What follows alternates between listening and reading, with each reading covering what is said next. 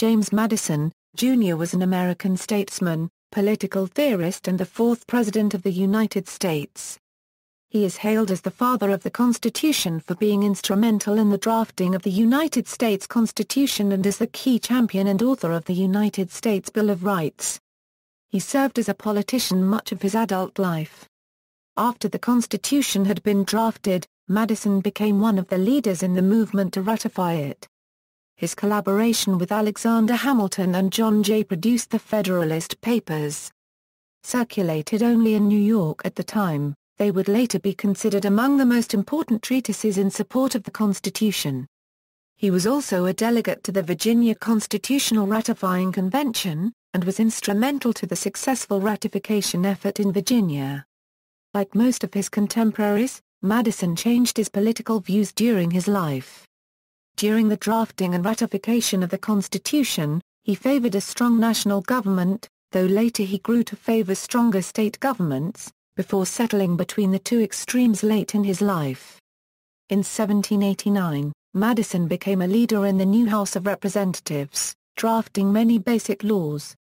He is notable for drafting the first 10 amendments to the Constitution, and thus is known as the father of the Bill of Rights.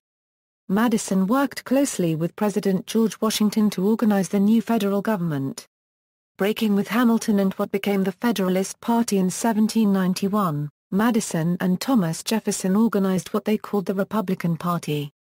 As Jefferson's Secretary of State, Madison supervised the Louisiana Purchase, which doubled the nation's size. After his election to the presidency, he presided over renewed prosperity for several years. As president, after the failure of diplomatic protests and a trade embargo against Great Britain, he led the nation into the War of 1812. He was responding to British encroachments on American honor and rights. In addition, he wanted to end the influence of the British among their Indian allies, whose resistance blocked United States settlement in the Midwest around the Great Lakes. Madison found the war to be an administrative nightmare, as the United States had neither a strong army nor financial system. As a result, he afterward supported a stronger national government and a strong military, as well as the National Bank, which he had long opposed. Like other Virginia statesmen in the slave society, he was a slaveholder who inherited his plantation known as Montpelier, and owned hundreds of slaves during his lifetime to cultivate tobacco and other crops. Madison supported the Three-Fifths Compromise that allowed 3/5 of the enumerated population of slaves to be counted for representation. Early life and education. James Madison, Jr. was born at Belgrove Plantation near Port Conway, Virginia on March 16, 1751, where his mother had returned to her parents' home to give birth. He grew up as the oldest of 12 children. Nellie and James Esser had 7 more boys and 4 girls. 3 of James Jr.'s brothers died as infants, including one who was stillborn. In the summer of 1775, his sister Elizabeth and his brother Reuben died in a dysentery epidemic that swept through Orange County because of contaminated water. His father, James Madison, Sr., was a tobacco planter who grew up on a plantation, then called Mount Pleasant, in Orange County, Virginia, which he had inherited upon reaching adulthood. He later acquired more property and slaves. With 5,000 acres, he became the largest landowner and a leading citizen of Orange County, in the Piedmont. James Jr.'s mother, Nellie Conway Madison, was born at Port Conway, the daughter of a prominent planter and tobacco merchant and his wife. Madison's parents were married on September 15, 1749. In these years the southern colonies were becoming a slave society, in which slave labor powered the economy and slaveholders formed the political copyright right. From ages 11 to 16, the young Jemmy Madison was sent to study under Donald Robertson, an instructor at the Innes Plantation in King and Queen County, Virginia in the Tidewater region. Robertson was a Scottish teacher who tutored numerous prominent plantation families in the South. From Robertson, Madison learned mathematics, geography, and modern and ancient languages. He became especially proficient in Latin. Madison said that he owed his bent for learning largely to that man. At age 16, he returned to Montpelier, where he began a 2-year course of study under the Reverend Thomas Martin in preparation for college. Unlike most college-bound Virginians of his day, Madison did not choose the College of William and Mary, because the lowland climate of Williamsburg, where mosquitoes transmitted fevers and other infectious diseases during the summer, might have strained his delicate health. Instead, in 1769, he enrolled at the College of New Jersey, now Princeton University, where he became roommates and close friends with Philip Freneau, later dubbed the Poet of the Revolution. Indeed, Madison and Freneau would have become brothers-in-law had Freneau's favorite sister, Mary, accepted Madison's repeated proposals of marriage. But although Mary greatly admired and respected Madison, she had determined to stay single. One way a woman of her intelligence and accomplishments could hope to pursue her interests and remain independent in that era. Through diligence and long hours of study that may have damaged his health, Madison graduated in 1771. His studies included Latin, Greek, science, geography, mathematics, rhetoric, and philosophy. Great emphasis also was placed on speech and debate. Madison helped found the American Whig Society, in direct competition to fellow student Aaron Burr's Cliosophic Society. After graduation, Madison remained at Princeton to study Hebrew and political philosophy under the university president, John Witherspoon, before returning to Montpelier in the spring of 1772. He became quite fluent in Hebrew. Madison studied law from his interest in public policy, not with the intent of practicing law as a profession. At a height of only 5 feet, 4 inches, and never weighing more than 100 pounds, he was the smallest president. Religion. Although educated by Presbyterian clergymen, young Madison was an avid reader of English deist tracts. Madison as an adult paid little attention to religious matters. Hudson says that historians searching through Madison's voluminous writings discover that after he left college, there is no trace, no clue as to his personal religious convictions. However, some scholars say he leaned toward deism. Military service in the Revolutionary War. After graduation from Princeton, young Madison took an increasing interest in the relationship between the American colonies and Britain, which deteriorated over the issue of British taxation. In 1774, Madison took a seat on the local Committee of Safety, a patriot pro-revolution group that oversaw the local militia. This was the first step in a life of public service that his family's wealth allowed him to pursue. He would not serve in combat as he was of very slight stature and weighed only about 100 pounds. Early political career. As a young man during the American Revolutionary War, Madison served in the Virginia state legislature, where he became known as a proto-copyright copyright of the delegate Thomas Jefferson. He had earlier witnessed the persecution of Baptist preachers in Virginia, who were arrested for preaching without a license from the established Anglican Church. He worked with the Baptist preacher Elijah Craig on constitutional guarantees for religious liberty in Virginia. Working on such cases helped form his ideas about religious freedom, which he applied to the Constitution and Bill of Rights. Madison attained prominence in Virginia politics, working with Jefferson to draft the Virginia Statute for Religious Freedom, which was finally passed in 1786. It disestablished the Church of England and disclaimed any power of state compulsion in religious matters. He excluded Patrick Henry's plan to compel citizens to pay taxes that would go to a congregation of their choice. In 1777, Madison's cousin, the Right Reverend James Madison, became president of the College of William and Mary. Working closely with Madison and Jefferson, Bishop Madison helped lead the college through the changes involving separation from both Great Britain and the Church of England. He also led college and state actions that resulted in the formation of the new Episcopal Diocese of Virginia after the Revolution. As the youngest delegate to the Continental Congress, Madison was considered a legislative workhorse and a master of parliamentary coalition building. He persuaded Virginia to give up its claims to Northwestern Territories consisting of most of modern-day Ohio and points west to the Continental Congress. It created the Northwest Territory in 1783, as a federally supervised territory from which new states would be developed and admitted to the Union. Virginia's land claims had partially overlapped with those of Connecticut, Pennsylvania and Maryland. They too ceded their westernmost lands to national authority, with the understanding that new states could be formed from the land. The Northwest Ordinance prohibited slavery in the new territory north of the Ohio River, but did not end it for those slaves held by settlers already in the territory. Madison was elected a second time to the Virginia House of Delegates, serving from 1784 to 1786 in the new years of independence. During these final years in the House of Delegates, Madison grew increasingly frustrated with what he saw as excessive democracy. He criticized the tendency for delegates to cater to the particular interests of their constituents, even if such interests were destructive to the state at large. In particular, he was troubled by a law that denied diplomatic immunity to ambassadors from other countries, and a law that legalized paper money.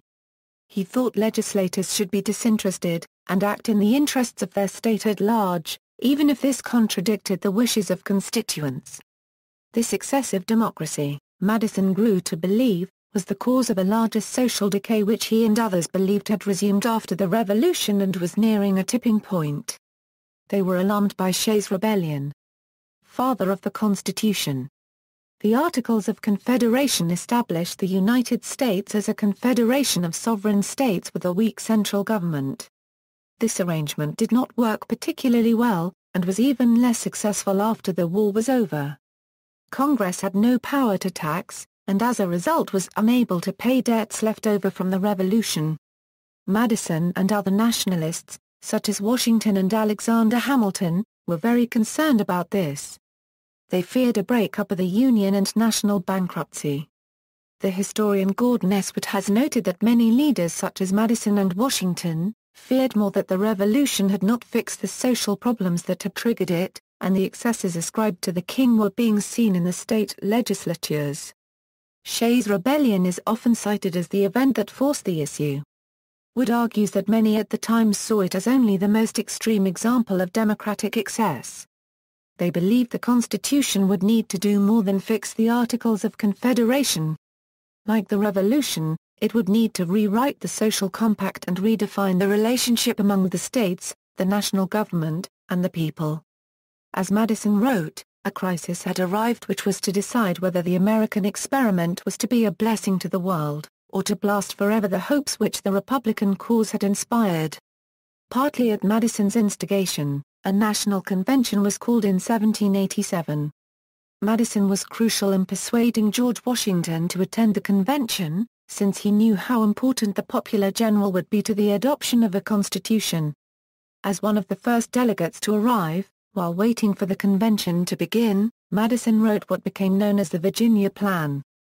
The Virginia Plan was submitted at the opening of the convention, and the work of the convention quickly became to amend the Virginia Plan and to fill in the gaps. Though the Virginia Plan was an outline rather than a draft of a possible constitution, and though it was extensively changed during the debate, its use at the convention led many to call Madison the father of the Constitution. He was only 36 years old. During the course of the convention, Madison spoke over 200 times, and his fellow delegates rated him highly. For example, William Pierce wrote that, "Every person seems to acknowledge his greatness. In the management of every great question he evidently took the lead in the convention. He always comes forward as the best informed man of any point in debate." Madison recorded the unofficial minutes of the convention, and these have become the only comprehensive record of what occurred. The historian Clinton Rossiter regarded Madison's performance as a combination of learning, experience, purpose, and imagination that not even Adams or Jefferson could have equaled. Years earlier he had pored over crates of books that Jefferson sent him from France on various forms of government. The historian Douglas Adair called Madison's work probably the most fruitful piece of scholarly research ever carried out by an American. Many have argued that this study helped prepare him for the convention. Gordon Wood, however, argues that Madison's frustrating experience in the Virginia legislature years earlier most shaped his constitutional views.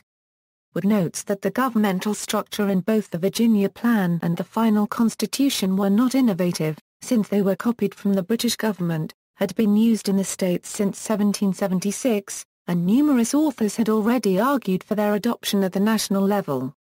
Most of what was controversial in the Virginia Plan was removed, and most of the rest had been commonly accepted as necessary for a functional government for decades. Thus, Madison's contribution was more qualitative. Wood argues that, like most national politicians of the late 1780s, Madison believed that the problem was less with the Articles of Confederation than with the nature of the state legislatures. He believed the solution was to restrain the excesses of the states. This required more than an alternation in the Articles of Confederation. It required a change in the character of the national compact. The ultimate question before the convention, Wood notes, was not how to design a government but whether the states should remain sovereign, whether sovereignty should be transferred to the national government, or whether the Constitution should settle somewhere in between. Those, like Madison, who thought democracy in the state legislatures was excessive and insufficiently disinterested, wanted sovereignty transferred to the national government, while those who did not think this a problem, wanted to fix the Articles of Confederation. Madison was one of the only delegates who wanted to deprive the states of sovereignty completely, which he considered the only solution to the problem. Though sharing the same goal as Madison, most other delegates reacted strongly against such an extreme change to the status quo. Though Madison lost most of his battles over how to amend the Virginia Plan, in the process he increasingly shifted the debate away from a position of pure state sovereignty. Since most disagreements over what to include in the Constitution were ultimately disputes over the balance of sovereignty between the states and national government, Madison's influence was critical. Wood notes that Madison's ultimate contribution was not in designing any particular constitutional framework, but in shifting the debate toward a compromise of shared sovereignty between the national and state governments. Federalist Papers and Ratification debates. The Constitution developed by the convention in Philadelphia had to be ratified. This would be done by special conventions called in each state to decide that sole question of ratification. Madison was a leader in the ratification effort.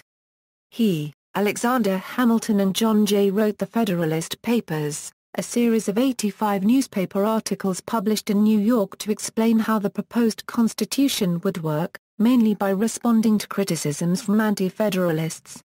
They were also published in book form and became a virtual debater's handbook for the supporters of the Constitution in the ratifying conventions. The historian Clinton Rossiter called the Federalist Papers the most important work in political science that ever has been written, or is likely ever to be written, in the United States. They were not scholarly arguments or impartial justifications for the Constitution, but political polemics intended to assist the Federalists in New York, which was the only state to have a coordinated anti-federalist movement. Madison was involved in the project mainly because he was a delegate to the Lame Duck Confederation Congress, which was meeting in New York. If Virginia, the most populous state at the time, did not ratify the Constitution, the new national government would likely not succeed. When the Virginia Convention began, the Constitution had not yet been ratified by the required 9 states.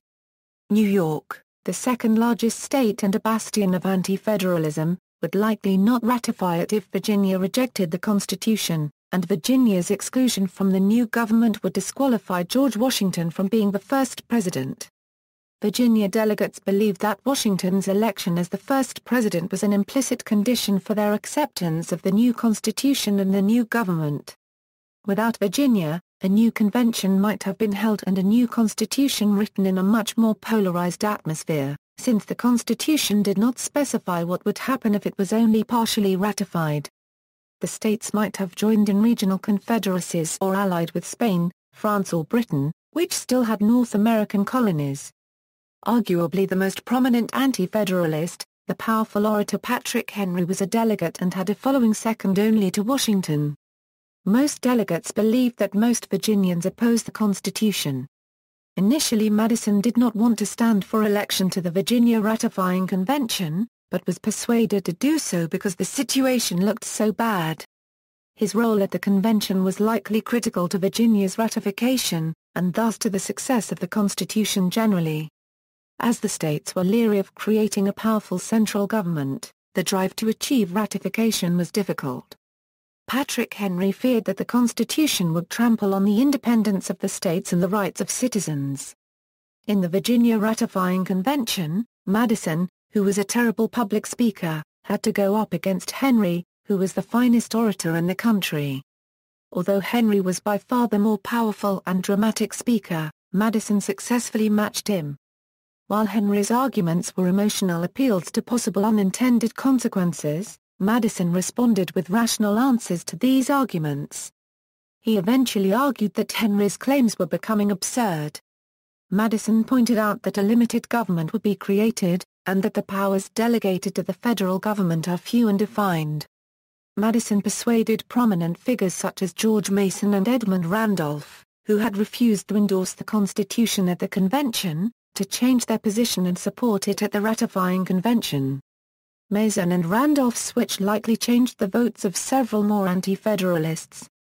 When the vote was nearing, and the Constitution still looked likely to be defeated, Madison pleaded with a small group of anti-federalists, and promised them he would push for a Bill of Rights later if they changed their votes.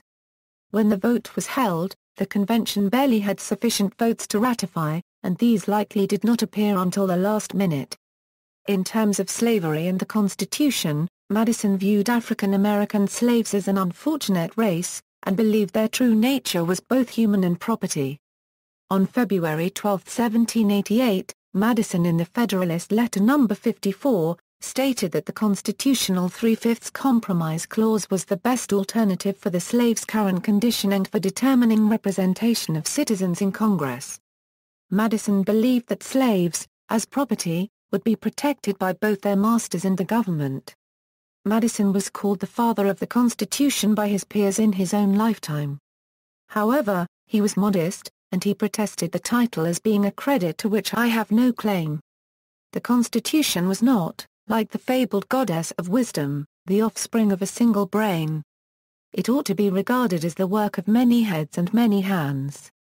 He wrote Hamilton at the New York ratifying convention, stating his opinion that ratification was in toto and forever.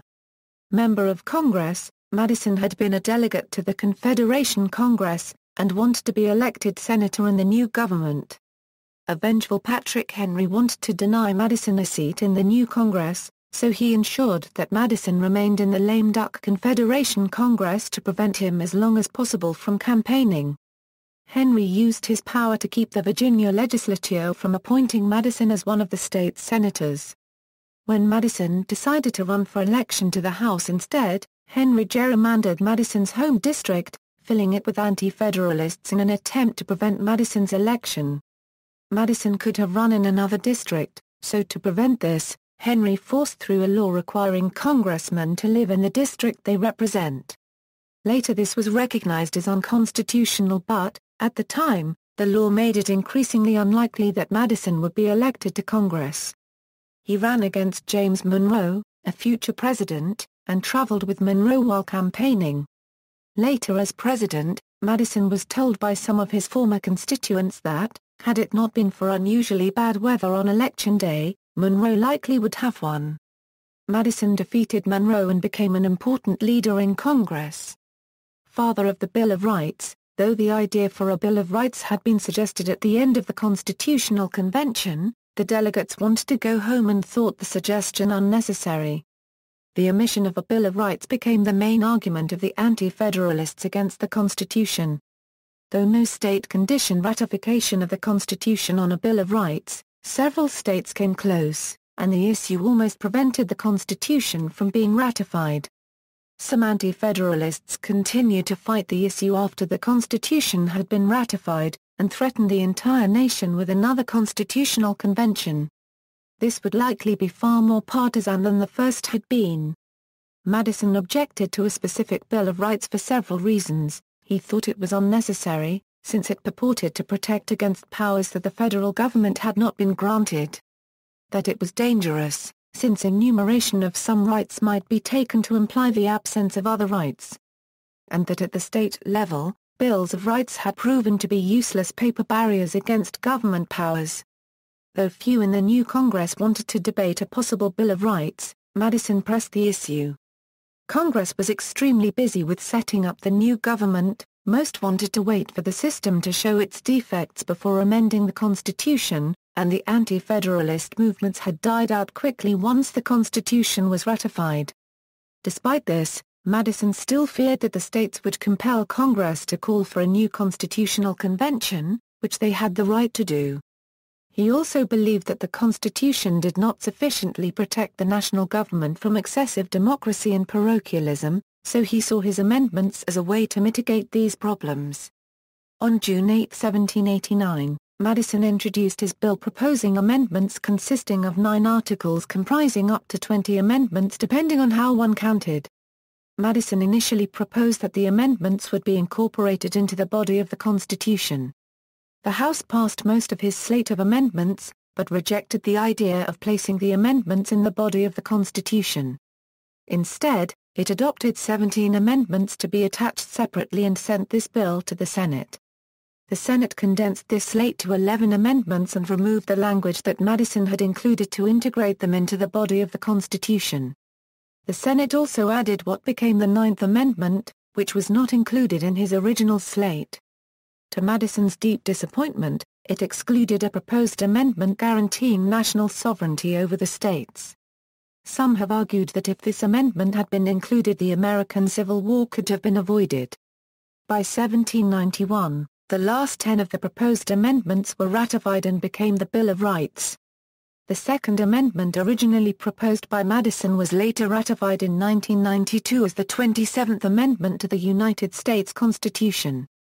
The remaining proposal was intended to accommodate future increase in the members of the House of Representatives. Debates on foreign policy. When Britain and France went to war in 1793, the U.S. was caught in the middle. The 1778 Treaty of Alliance with France was still in effect, yet most of the new country's trade was with Britain.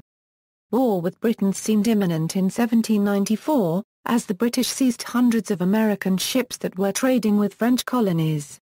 Madison believed that Britain was weak and the United States was strong, and that a trade war with Britain, although risking a real war by the British government, probably would succeed, and would allow Americans to assert their independence fully. Great Britain, he charged, has bound us in commercial manacles, and very nearly defeated the object of our independence.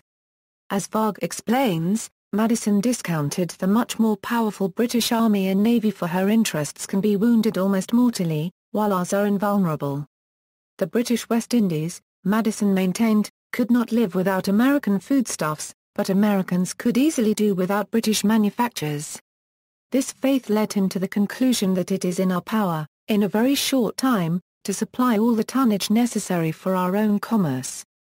However, George Washington avoided a trade war and instead secured friendly trade relations with Britain through the Jay Treaty of 1794. Madison threw his energies into fighting the treaty. His mobilization of grassroots support helped form the first party system. He failed in both the Senate and House, and the Jay Treaty led to 10 years of prosperous trade with Britain. All across the United States, voters divided for and against the treaty and other key issues, and thus became either Federalists or Jeffersonian Republicans. Electoral History, 1789, Madison was elected to the U.S. House of Representatives with 57.37% of the vote, defeating James Monroe. 1790, Madison was re-elected with 97.79% of the vote, defeating Monroe. Founding the Democratic-Republican Party, supporters for ratification of the Constitution had become known as the Federalist Party. Those opposing the proposed Constitution were labeled anti-federalists, but neither group was a political party in the modern sense. Following ratification of the Constitution and formation of the first government in 1789, two new political factions formed along similar lines as the old division. The supporters of Alexander Hamilton's attempts to strengthen the national government called themselves Federalists, while those who opposed Hamilton called themselves Republicans. Madison and Thomas Jefferson were the leaders of this second group.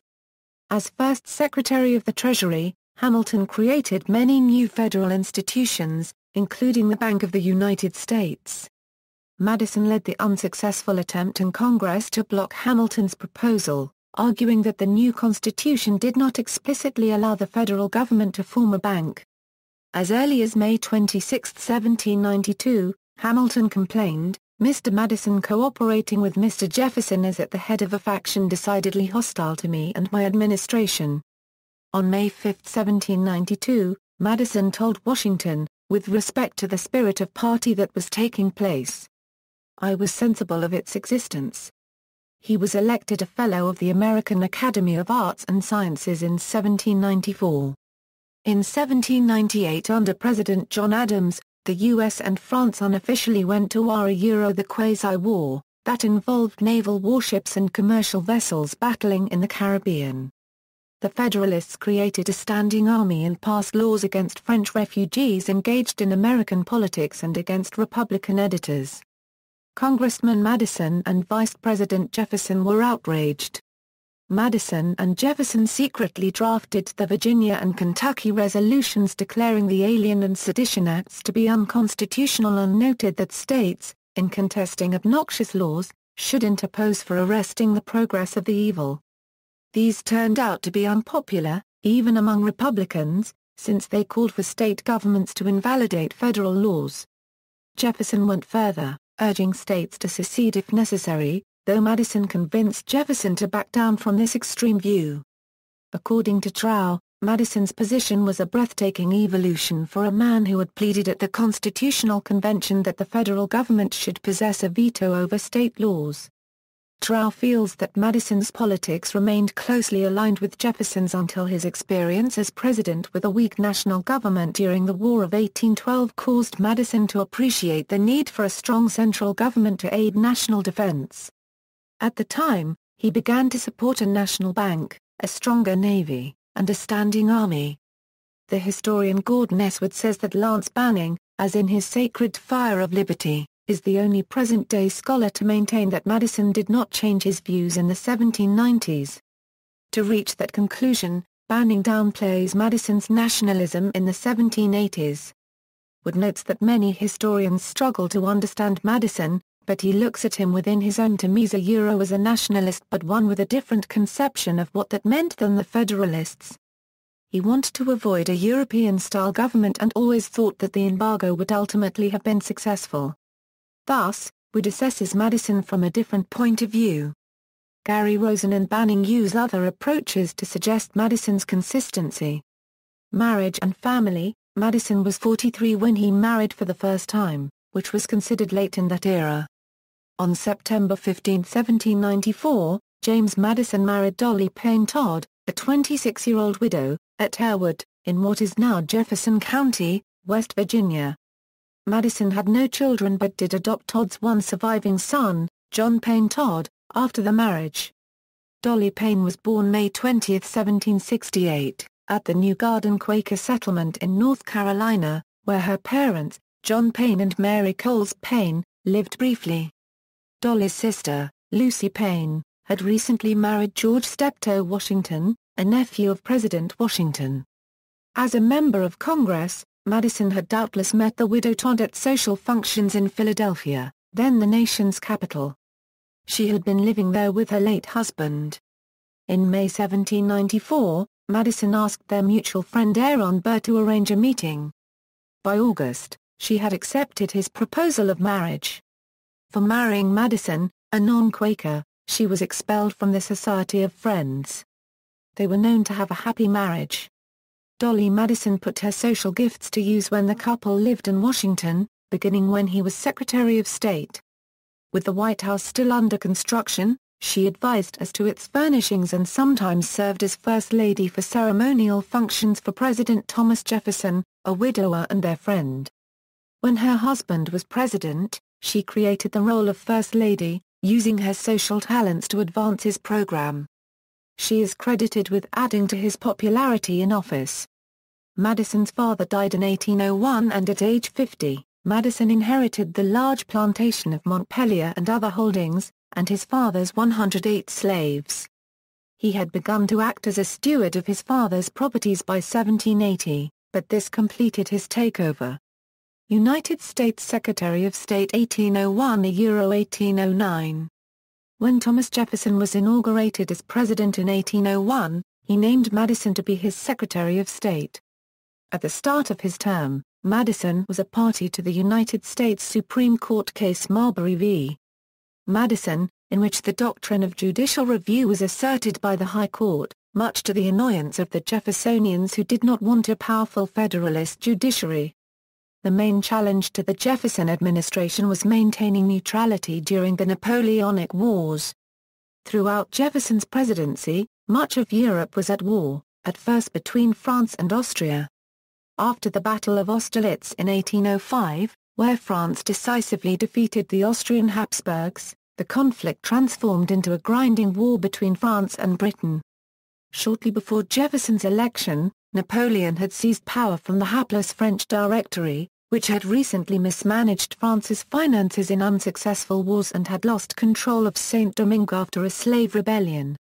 Beginning in 1802, Napoleon sent more than 20,000 troops to try to restore slavery on the island, as its colonial sugar-cane plantations had been the chief revenue producer for France in the New World. The warfare went badly and the troops were further decimated by yellow fever. Napoleon gave up on thoughts of restoring the empire and sold the Louisiana Territory to Madison and Jefferson in 1803. Later that year, the 7,000 surviving French troops were withdrawn from the island, and in 1804 Haiti declared its independence as the Second Republic in the Western Hemisphere. Many contemporaries and later historians, such as Ron Trow, noted that Madison and President Jefferson ignored their strict construction view of the Constitution to take advantage of the purchase opportunity. Jefferson would have preferred to have a constitutional amendment authorizing the purchase, but did not have time nor was he required to do so. The Senate quickly ratified the treaty that completed the purchase. The House, with equal alacrity, passed enabling legislation. With the wars raging in Europe, Madison tried to maintain American neutrality, and insisted on the legal rights of the U.S. as a neutral under international law. Neither London nor Paris showed much respect, however, and the situation deteriorated during Jefferson's second term. After Napoleon achieved victory at Austerlitz over his enemies in continental Europe, he became more aggressive and tried to starve Britain into submission with an embargo that was economically ruinous to both sides. Madison and Jefferson had also decided on an embargo to punish Britain and France, which forbade American trade with any foreign nation. The embargo failed in the United States just as it did in France, and caused massive hardships up and down the seaboard, which depended on foreign trade. The Federalists made a comeback in the Northeast by attacking the embargo, which was allowed to expire just as Jefferson was leaving office. Election of 1808. With Jefferson's second term winding down, and his decision to retire widely known, Madison was the party choice for president in 1808. He was opposed by Representative John Randolph, who had broken earlier with Jefferson and Madison. The Republican Party Congressional Caucus chose the candidate and easily selected Madison over James Monroe. As the Federalist Party by this time had largely collapsed outside New England, Madison easily defeated Federalist Charles Cotesworth Pinckney. Presidency 1809–1817. Upon his inauguration in 1809, Madison immediately had difficulty in his appointment selection of Sec. Albert Gallatin as Secretary of State. Under opposition from Senator William B. Giles, Madison chose not to fight Congress for the nomination but kept Sec. Gallatin, a carryover from the Jefferson administration, in the Treasury. The talented Swiss-born Gallatin was Madison's primary advisor, confidant, and policy planner. Madison appointed Robert Smith for Secretary of State, Jefferson's former Secretary of Navy. For his Secretary of Navy, Madison appointed Paul Hamilton. Madison's cabinet, that included men of mediocre talent, was chosen in terms of national interest and political harmony. When Madison assumed office in 1809, the federal government had a surplus of $9,500,000 and by 1810 the national debt continued to be reduced and taxes had been cut. Bank of United States, Madison sought to continue Jefferson's agenda, in particular the dismantling of the system left behind by the Federalists under Washington and Adams. One of the most pressing issues Madison confronted was the First Bank of the United States. Its 20-year charter was scheduled to expire in 1811, and while Madison's Treasury Secretary said the bank was a necessity, Congress failed to reauthorize it. As the absence of a national bank made war with Britain very difficult to finance, In 1814 Congress passed a bill chartering a second national bank. Madison vetoed it. In 1816, Congress passed another bill to charter a second national bank. Madison signed the act, having learned the bank was needed from the war with Britain. Prelude to war. By 1809 the Federalist Party was no longer competitive outside a few strongholds. Some former members had joined Madison's Republican Party. Though one party appeared to dominate, it had begun to split into rival factions, which would later form the basis of the modern party system.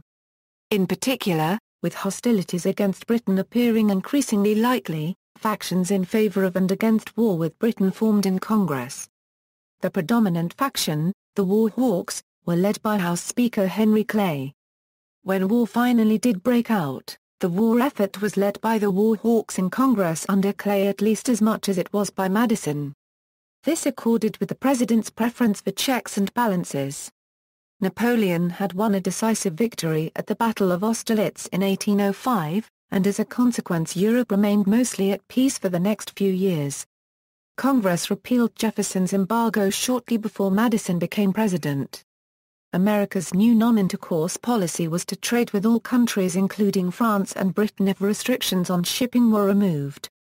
Madison's diplomatic efforts in April 1809, although initially promising, to get the British to withdraw the orders in council were rejected by British Foreign Secretary George Canning. By August 1809, diplomatic relations with Britain deteriorated as Minister David Erskine was withdrawn and replaced by hatchet-man Francis James Jackson. Madison, however, resisted calls for war.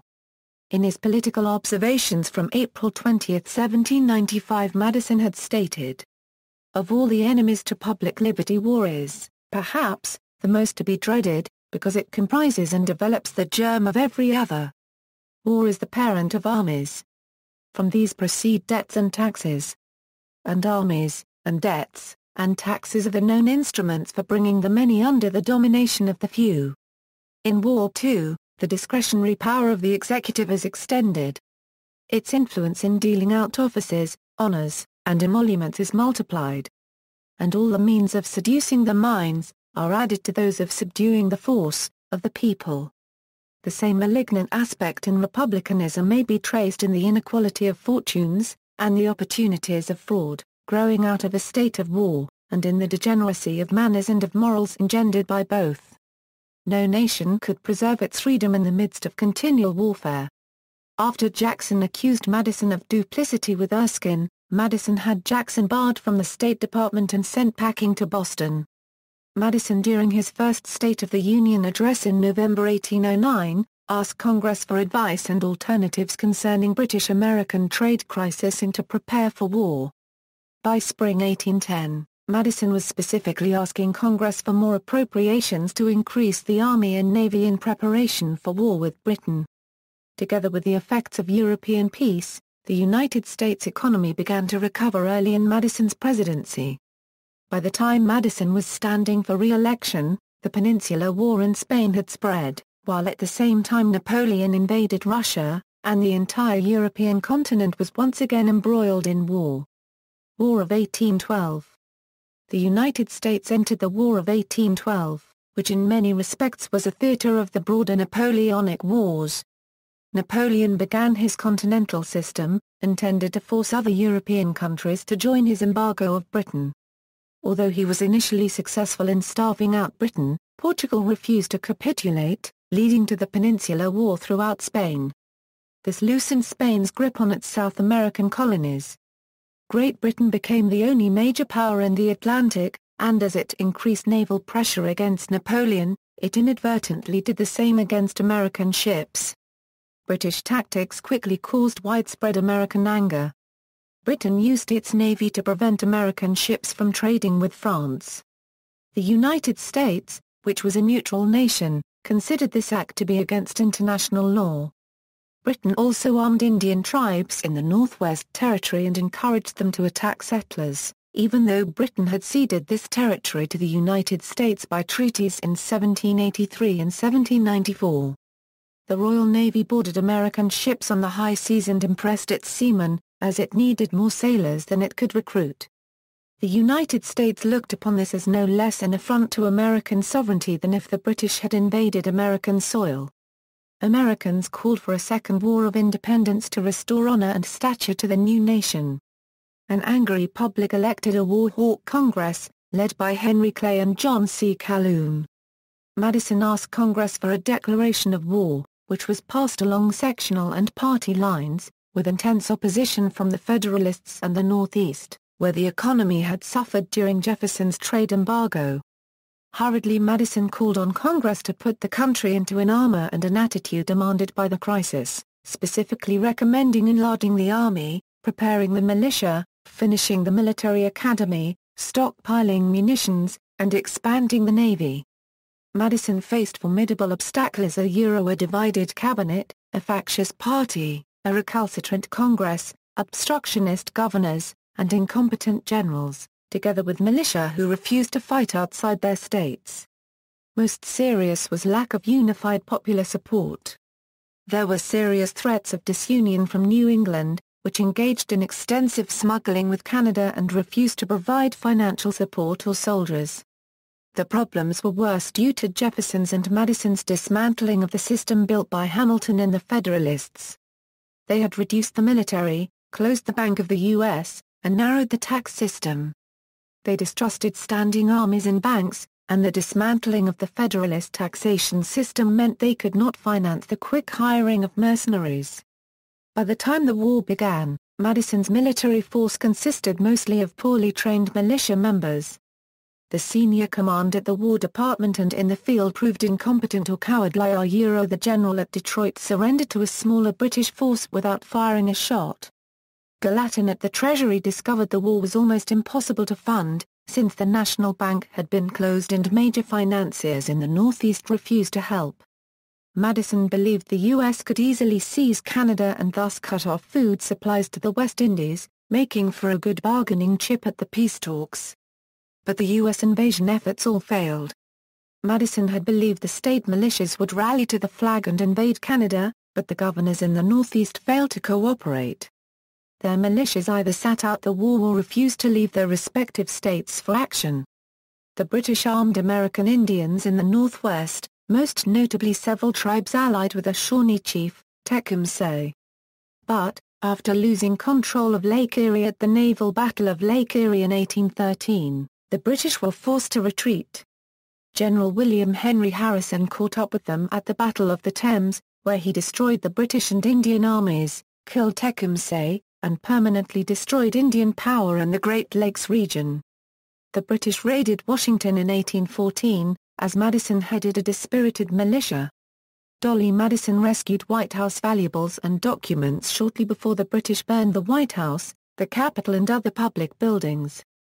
By 1814, Andrew Jackson and William Henry Harrison had destroyed the main Indian threats in the South and West, respectively. As part of the war effort, an American naval shipyard was built up at Sackett's Harbor, New York, where thousands of men produced 12 warships and had another nearly ready by the end of the war. American frigates and other vessels, such as the USA Constitution, USS United States, USS Chesapeake, USS Hornet, USA Wasp, and USA Essex, won some significant naval battles on the Great Lakes. In a famous 3-hour battle with the HMS Java, the USS Constitution earned her nickname, Old Ironsides. The U.S. fleet on Lake Erie went up against a superior British force there and destroyed or captured the entire British fleet on the lake. Commander Oliver Hazard Perry reported his victory with a simple statement, "We have met the enemy, and they are ours." America had built up one of the largest merchant fleets in the world, though it had been partially dismantled under Jefferson and Madison. Madison authorized many of these ships to become privateers in the war. Armed, they captured 1,800 British ships. The courageous, successful defense of Ft. McHenry, which guarded the seaway to Baltimore, against one of the most intense naval bombardments in history, led Francis Scott Key to write the poem that was set to music as the U.S. national anthem, the Star-Spangled Banner. In New Orleans, General Andrew Jackson put together a force including regular army troops, militia, frontiersmen, Creoles, Native American allies and Jean Lafitte's pirates. The Battle of New Orleans took place 2 weeks after peace treaty was drafted. The Americans smashed the British invasion army in the greatest victory of the war. The Treaty of Ghent ended the war in February 1815, with no territorial gains on either side. The Americans felt that their national honor had been restored in what has been called the Second War of American Independence.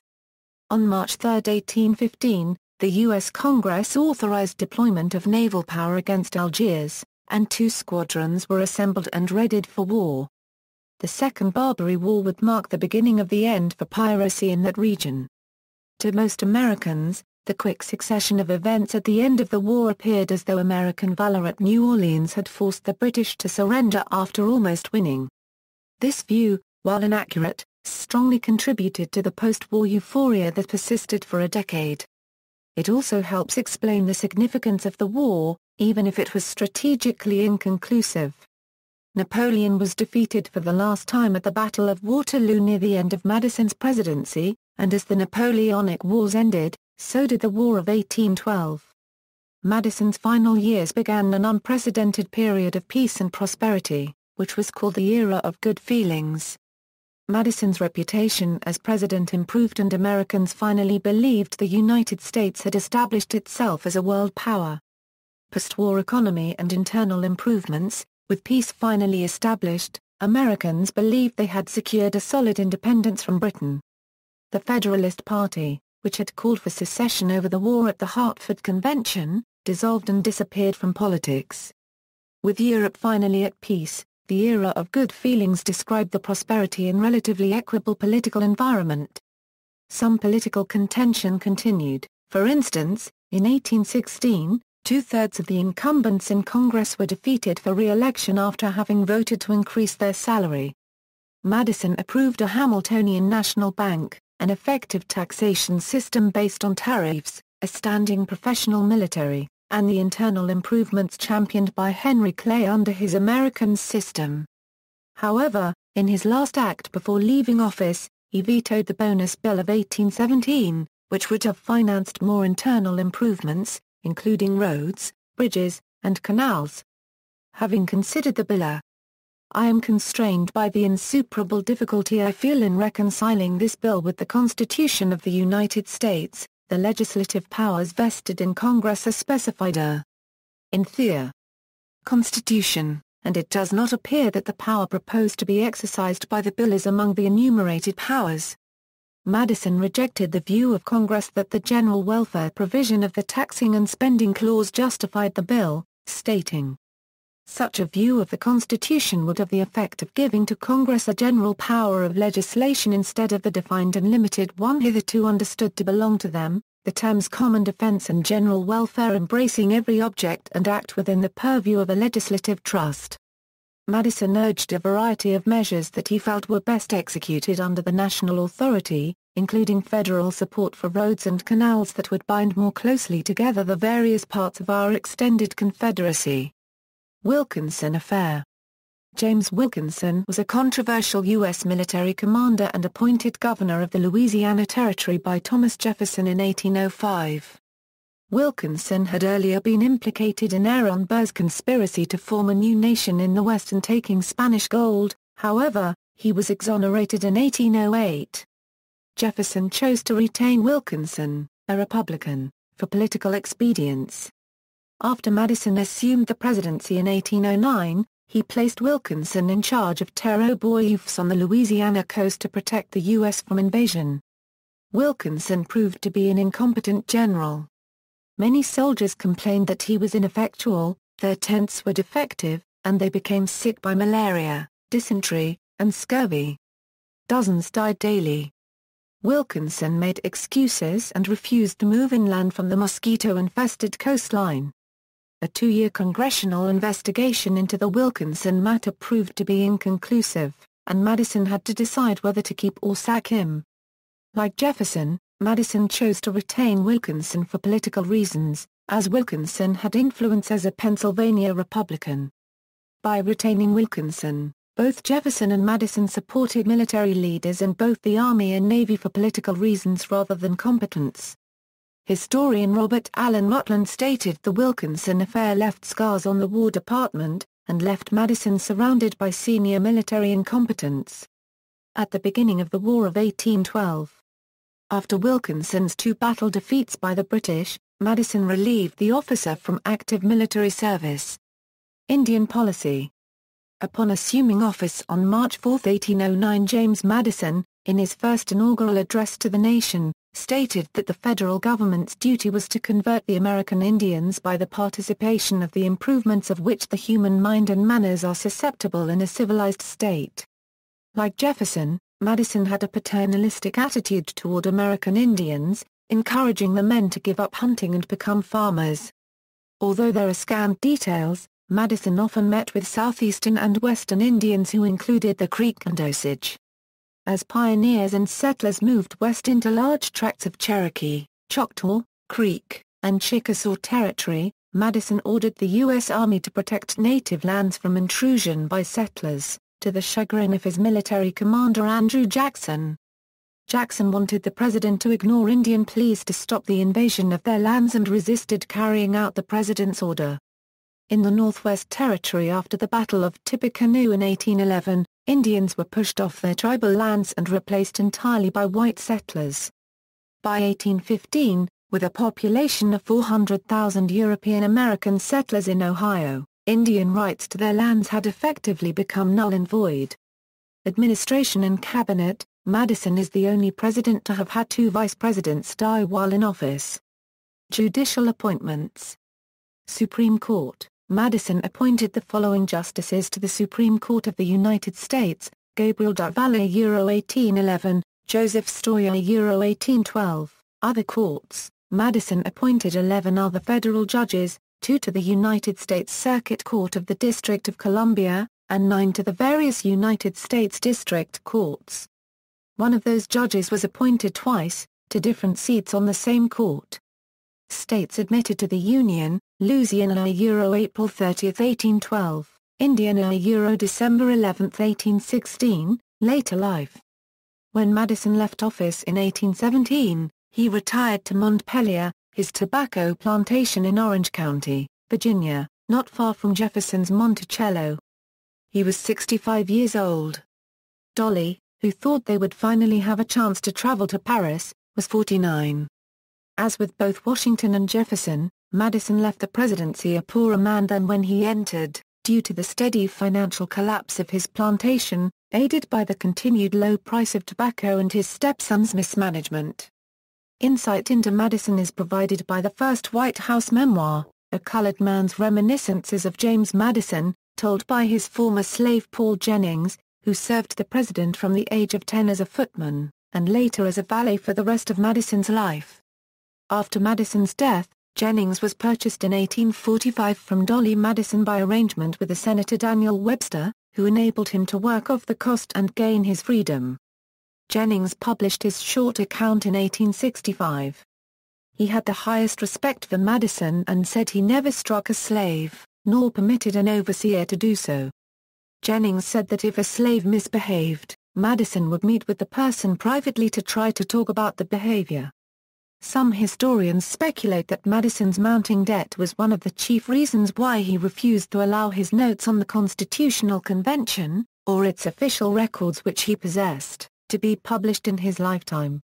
He knew the value of his notes, and wanted them to bring money to his estate for Dolly's use as his plantation family. He was hoping for $100,000 from the sale of his papers, of which the notes were the gem. Madison's financial troubles weighed on him, and deteriorating mental and physical health would haunt him. In his later years, Madison became extremely concerned about his historic legacy. He took to modifying letters and other documents in his possession, changing days and dates, adding and deleting words and sentences, and shifting characters. By the time he had reached his late 70s, this straightening out had become almost an obsession. As an example, he edited a letter written to Jefferson criticizing Lafayette. Madison not only inked out original passages, but imitated Jefferson's handwriting as well in making changes. During the final 6 years of his life, amid a sea of personal, financial troubles that were threatening to engulf him, at times mental agitation issued in physical collapse.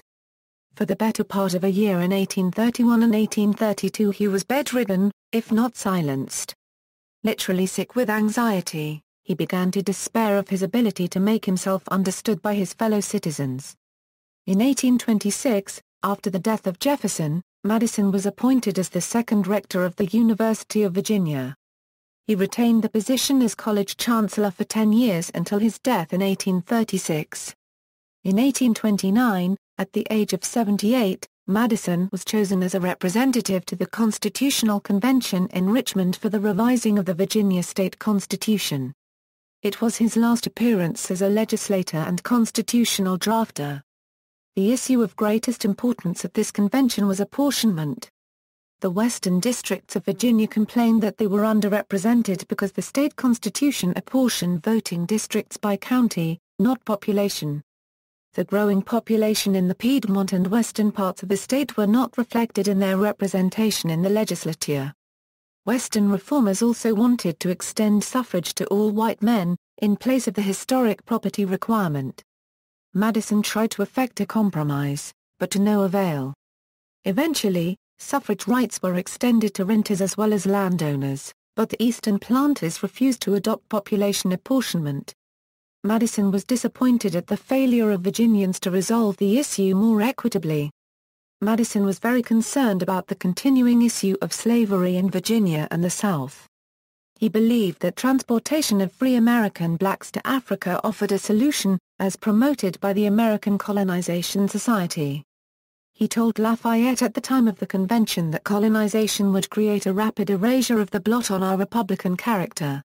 The British sociologist, Harriet Martineau, visited with Madison during her tour of the United States in 1834. She characterized his faith in colonization as the solution to slavery as bizarre and incongruous. Madison may have sold or donated his grist mill in support of the ACS. The historian Drew R. McCoy believes that the Convention of 1829, we might say, pushed Madison steadily to the brink of self-delusion, if not despair. The dilemma of slavery undid him. Like most African Americans of the time, Madison's slaves wanted to remain in the U.S., where they had been born and believed their work earned them citizenship. They resisted repatriation. Through failing health, Madison wrote several memoranda on political subjects, including an essay against the appointment of chaplains for Congress and the armed forces. He felt it would produce religious exclusion but not political harmony. Between 1834 and 1835, Madison sold 25% of his slaves to make up for financial losses on his plantation. Madison lived until 1836, increasingly ignored by the new leaders of the American polity. He died at Montpelier on June 28, as the last of the Founding Fathers. He was buried in the Madison family cemetery at Montpelier. In 1842, Dolly Madison sold the Montpelier mansion, and in 1844 sold the extensive plantation lands to Henry W. Moncure. She leased half of the remaining slaves to Moncure. The other half were inherited by her son John Payne Todd, and James Madison, Jr., a nephew. Between 1845 and 1849 Todd sold numerous slaves. By 1851 he retained only 15 at his residence. By 1850, the Montpelier plantation was a ghost of its former self. In 1851, Montpelier was owned by Thomas Thornton, an Englishman. He held 40 slaves. Legacy, the historian Gary Wills wrote. Madison's claim on our admiration does not rest on a perfect consistency, any more than it rests on his presidency. He has other virtues.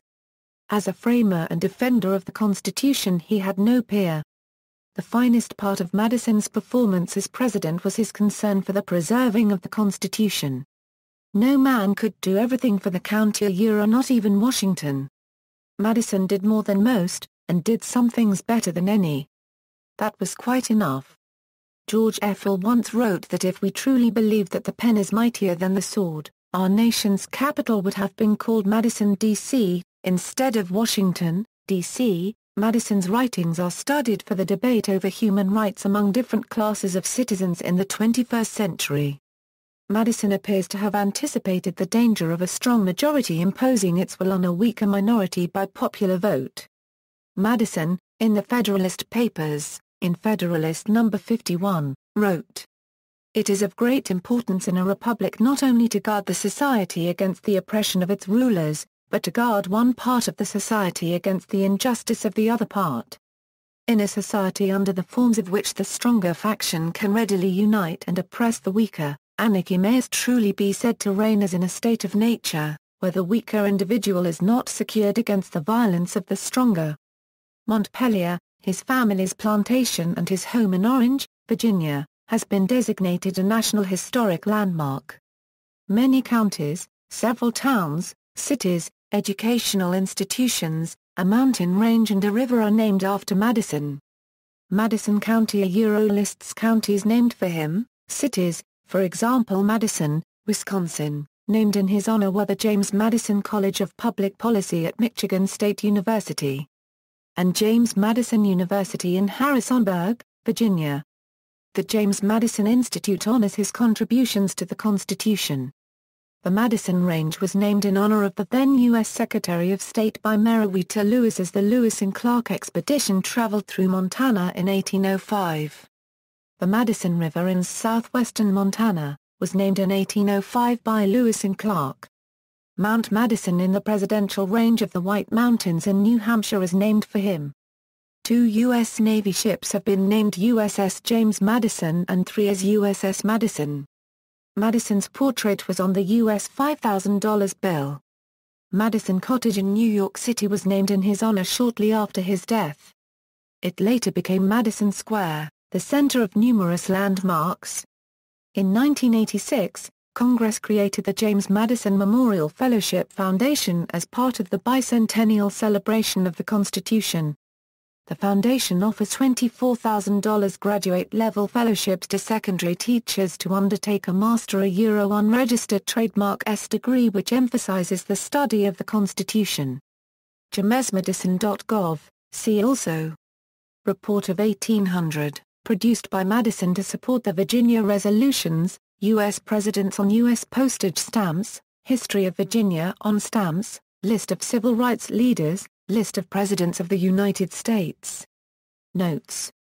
Bibliography, Biographies, Brandt, Irving. James Madison and His Times. American Historical Review 57, 853 Euro 70 doi, 10.23077/1844238. JSTORA 1844238 Brandt, Irving. James Madison 6 volumes The Standard Scholarly Biography, Brandt, Irving. The Fourth President. A Life of James Madison, a single-volume condensation of his 6-vol biography. Broadwater, Jeff. James Madison, a son of Virginia and a founder of a nation. Chapel Hill, North Carolina, University of North Carolina Press, 2012. Brookhiser, Richard. James Madison 287 pages, Chadwick, Bruce. James and Dolly Madison, America's First Power Couple 450 pages. Detailed Popular History, Cheney, Lynn. James Madison, A Life Reconsidered 564 pp, Gay, Sidney Howard. James Madison. Horton, Mifflin and Company, Boston. PA 342 A book, Xman, Kevin. James Madison and the Making of America 432 pages, Ketchum, Ralph. James Madison, A Biography. Macmillan, Recent Scholarly Biography, Rakov, Jack. James Madison and the Creation of the American Republic. New York, Longman. ISBN A0-321-08797-6 Riemer, Neil. James Madison. Washington Square Press. Rutland, Robert A. ed. James Madison and the American Nation, 1751 Euro 1836, An Encyclopedia. Rutland, Robert A. James Madison, The Founding Father. New York, Macmillan Publishing, Colorado, 1987. ISBN 978-0-02-927601-3. Wills, Gary. James Madison. New York, Times Books. ISBN A0-8050-6905-4. A short bio. Zuchert, Michael. Madison, James.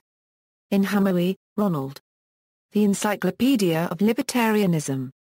Thousand Oaks, California, Sage. Cato Institute PPA 311 A-2.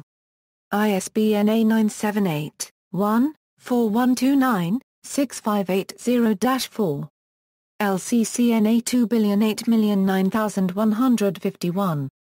OCLCA 750831024. Analytic Studies, Adams, Henry.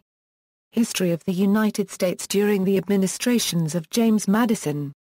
ISBN 0-940450-35-6. Table of Contents, Wills, Gary. Henry Adams and the Making of America. A Close Reading of Adams. Banning, Lance. Jefferson and Madison, Three Conversations from the Founding. Banning, Lance. The Sacred Fire of Liberty, James Madison and the Founding of the Federal Republic. Online ACLS History e-book. James M. Banner Jr. C. Van Woodward, ed. Responses of the Presidents to Charges of Misconduct. ISBN A0-440-05923-2. Brandt, Irving. James Madison and American Nationalism, Short Survey with Primary Sources, Elkins, Stanley M. McKetrick, Eric. The Age of Federalism. 925 pp. Most detailed analysis of the politics of the 1790s. Online edition, Gabrielson, Diana, James Madison Psychology of Public Opinion, Political Research Quarterly, 62, 431 A-44. Casper, Eric T. To Secure the Liberty of the People, James Madison's Bill of Rights and the Supreme Court's Interpretation. Online Review, Cannell, Samuel, ed. James Madison, The Theory and Practice of Republican Government. Kester, Scott J. The Haunted Philosophy, James Madison, Republicanism, and Slavery. 132 pp. ISBN 978-0-7391-2174-0. Labrinsky, Richard. James Madison and the Struggle for the Bill of Rights. Matthews, Richard. Cavemen War Angels. Sir James Madison and the Heartless Empire of Reason. McCoy, Drew R. The Elusive Republic, Political Economy in Jeffersonian America. Mostly Economic Issues. McCoy, Drew R. The Last of the Fathers, James Madison and the Republican Legacy. J.M. After 1816. Mua plus or minus Oz, Vincent Philip. James Madison's Principle of Religious Liberty, American Political Science Review 97, 1, 2003, 17 A-32. SSRNA 512922 and JSTOR, Reed, James H. Power vs. Liberty, Madison, Hamilton, Wilson and Jefferson. Riemer, Neil. The Republicanism of James Madison, Political Science Quarterly, 69, 1, 1954, 45 A-64 in JSTOR, Riemer, Neil. James Madison, Creating the American Constitution. Rosen, Gary. American Compact, James Madison and the Problem of Founding. Rutland, Robert A. The Presidency of James Madison. ISBN 978-0700604654. Scholarly Overview of His Two Terms. Scarberry, Mark S. John Leland and James Madison, Religious Influence on the Ratification of the Constitution and on the Proposal of the Bill of Rights, Penn State Law Review, Volume 113, No. 3, 733 A-800. SSRNA 1262520, Sheehan, Colleen A. The Politics of Public Opinion, James Madison's Notes on Government, William and Mary Quarterly 3rd Ser. V49 No. 3, 609 €27 in JSTOR, Sheehan, Colleen. Madison and the French Enlightenment, William and Mary Quarterly 3rd Ser. V59 No. 4, 925 €56 in JSTOR, Sheehan, Colleen. Madison v. Hamilton, The Battle Over Republicanism and the Role of Public Opinion, American Political Science Review 98, 3, 2004, 405 €24 in JSTOR, Sheehan, Colleen. Madison Avenues, Claremont Review of Books, online. Sheehan, Colleen. Public Opinion and the Formation of Civic Character in Madison's Republican Theory, Review of Politics 67, 1, Winter 2005, 37 €48 in JSTOR, Sorensen, Leonard R. Madison in the General Welfare of America, His Consistent Constitutional Vision. Stagg, John C. A. James Madison in the Malcontents, The Political Origins of the War of 1812, William and Mary Quarterly 3rd Ser. 33, 4, October 1976, 557 €585 in JSTOR, Stagg, John C. A. James Madison in the Coercion of Great Britain, Canada, the West Indies, and the War of 1812, in William and Mary Quarterly 3rd Ser. 38, 1, January 1981, 3 €34 in JSTOR, Stagg, John C. A. Mr. Madison's War, Politics, Diplomacy, and Warfare in the Early American Republic, 1783 €1830.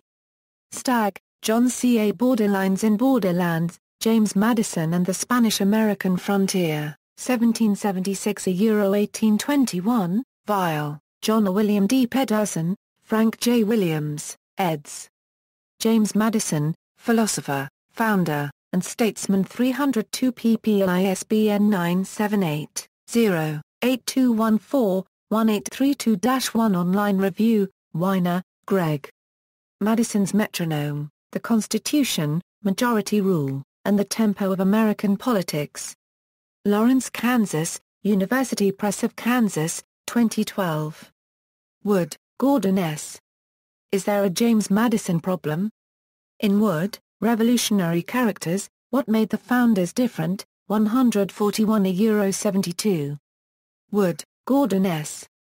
Without Him, No Bill of Rights, James Madison and the Struggle for the Bill of Rights by Richard Labwinski, The New York Review of Books. Online, primary sources, Madison, James. Letters and Other Writings of James Madison, 4th President of the United States. J. B. Lippincott and Company. Madison, James. Gaillard Hunt, ed. The Writings of James Madison. G. P. Putnam's Sons. Madison, James. William T. Hutchinson al., eds. ed. The Papers of James Madison. University of Chicago Press. Madison, James. Jacob E. Cook, ed. The Federalist. Wesleyan University Press. ISBN A0-8195-6077-4. Madison, James. Notes of Debates in the Federal Convention of 1787 reported by James Madison. W. W. Norton. ISBN A0-393-30405-1. Madison, James. Marvin Myers, ed. Mind of the Founder, Sources of the Political Thought of James Madison.